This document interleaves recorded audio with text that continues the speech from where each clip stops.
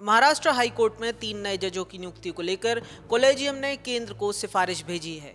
अब इस सिफारिश को लेकर एक सियासी बवाल शुरू हो गया है। कॉलेजियम ने जिन 3 लोगों को बॉम्बे हाई कोर्ट के जज नियुक्त करने की सिफारिश भेजी है, उनमें अजीत कड़ेथनकर, आरती साठे और सुरेश गोधेश्वर के नाम शामिल हैं। पूरा विवाद आरती साठे को लेकर है। दरअसल आरती साठे महाराष्ट्र बीजेपी की प्रवक्ता रह चुकी हैं और उनके पिता भी आरएसएस और बीजेपी से जुड़े वकील रह चुके हैं। खुद आरती भी बीजेपी के लीगल सेल की महाराष्ट्र की पदाधिकारी रह चुकी हैं। बीजेपी महाराष्ट्र ने आरती को 2023 में प्रदेश प्रवक्ता नियुक्त किया था। इस पूरे विवाद में कॉलेजियम की चिट्ठी के साथ बीजेपी के लेटर हेड पर आरती के नियुक्ति का पत्र भी वायरल हो रहा है। इस पत्र के साथ सोशल मीडिया पर आरती की प्रोफाइल का वो स्क्रीनशॉट भी वायरल हो रहा है जिसमें उन्होंने अपनी नियुक्ति की खबर साझा की थी। बहरहाल राजनीतिक गलियारों में यही 2 स्क्रीनशॉट विवाद का कारण बने हैं। महाराष्ट्र कांग्रेस ने अपने सोशल मीडिया हैंडल पर मराठी में एक पोस्ट किया। पोस्ट के साथ कांग्रेस ने ये दोनों स्क्रीनशॉट भी साझा किए और लिखा कि अचानक भाजपा प्रवक्ताओं को जज चुन लिया जा रहा है। भाजपा ने खुलेआम लोकतंत्र का क्रूर मजाक उड़ाया है। वहीं एनसीपी शरद पवार गुट के नेता और विधायक रोहित पवार ने लिखा कि जिस व्यक्ति पर पार्टी का प्रतिनिधित्व करने की जिम्मेदारी थी, वह बेंच से भाजपा या भाजपा नेता के खिलाफ योग्यता के आधार पर फैसला कैसे दे सकता है। इसमें संदेह जरूर है। अगर ऐसा है तो हम उनसे निष्पक्ष न्याय की उम्मीद कैसे कर सकते हैं। वहीं महाराष्ट्र बीजेपी के प्रवक्ता केशव उपाध्याय ने कहा कि भाजपा से इस्तीफा देने के 1.5 साल बाद आरती साठे को उच्च न्यायालय का न्यायाधीश नियुक्त करने की सिफारिश की गई है।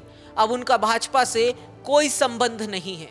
वहीं बीजेपी प्रवक्ता ने इसके साथ ही न्यायमूर्ति बहारुल इस्लाम के कांग्रेस से संबंधों को लेकर भी सवाल खड़े किए। उन्होंने लिखा कि अप्रैल 1962 में न्यायमूर्ति बहारुल इस्लाम कांग्रेस उम्मीदवार के रूप में राज्यसभा के लिए चुने गए थे। 1968 में वे फिर से राज्यसभा के लिए चुने गए। इस दौरान उन्होंने असम विधानसभा का चुनाव भी लड़ा लेकिन हार गए। उपाध्याय ने जो लिखा उसमें यह भी लिखा कि 1972 में उन्होंने राज्यसभा से इस्तीफा दे दिया और गुवाहाटी उच्च न्यायालय के न्यायाधीश नियुक्त हुए। मार्च 1980 में वे न्यायपालिका से सेवानिवृत्त हुए और राजनीति में फिर प्रवेश किया।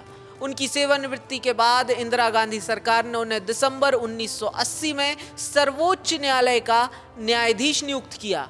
1983 में जब उन्होंने बिहार के तत्कालीन मुख्यमंत्री जगन्नाथ मिश्र को भ्रष्टाचार के एक मामले में बरी कर दिया और इसके लिए आलोचनाओं का सामना किया तो उन्होंने न्यायाधीश के पद से इस्तीफा दे दिया। इसके बाद उसी साल 1983 में कांग्रेस पार्टी ने उन्हें फिर से राज्यसभा के लिए नियुक्त किया। खैर, इस सब के बीच ये जानना अहम है कि आखिर भारत में हाई कोर्ट के जजों की नियुक्ति कैसे होती है। दरअसल उच्च न्यायालय के जजों की नियुक्ति कॉलेजियम की सिफारिश के आधार पर होती है। भारत में किसी वकील को हाई कोर्ट का जज बनने के लिए संविधान के अनुच्छेद 217 के तहत कुछ शर्तें लागू होती हैं। इसके अनुसार हाई कोर्ट जज बनने के लिए 3 प्रमुख आवश्यकताएं हैं। पहला ये कि उम्मीदवार भारत का नागरिक होना चाहिए। दूसरा ये कि वकील के रूप में कम से कम 10 साल का अनुभव हाई कोर्ट में वकालत का होना चाहिए या फिर 10 साल तक किसी न्यायिक पद पर काम किया हो। इस प्रक्रिया में होता यह है कि संबंधित हाई कोर्ट का कॉलेजियम, जिसमें मुख्य न्यायाधीश भी शामिल होते हैं, योग्य उम्मीदवारों की सिफारिश सुप्रीम कोर्ट के कॉलेजियम को करता है। इसके बाद सुप्रीम कोर्ट का कॉलेजियम उनका मूल्यांकन करता है। इस मूल्यांकन में इंटरव्यू भी शामिल होता है।